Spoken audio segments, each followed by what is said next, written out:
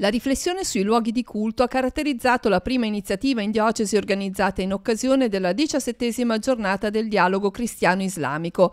Alla Casa della Gioventù di Rapallo si sono confrontate le diverse esperienze. In Italia oggi vivono circa 6 milioni di persone appartenenti a religioni diverse da quella cristiano-cattolica. La Costituzione della Repubblica Italiana prevede la libertà di culto, sia pubblico sia privato.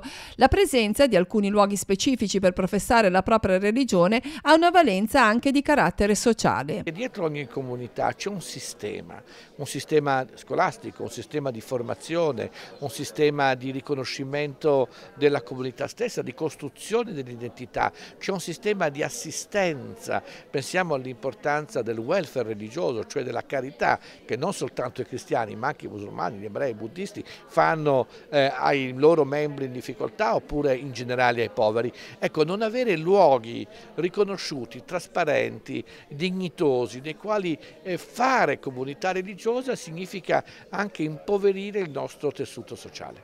Gli aspetti affrontati sono stati molteplici, ma l'accento è stato posto proprio sulla valenza antropologica e teologica del luogo di culto, che, in quanto tale, non può essere considerato come un posto qualunque. Il luogo di culto è un luogo strano, è un luogo diverso, è un luogo altro dai luoghi comuni, perché altro è Dio, mi pare.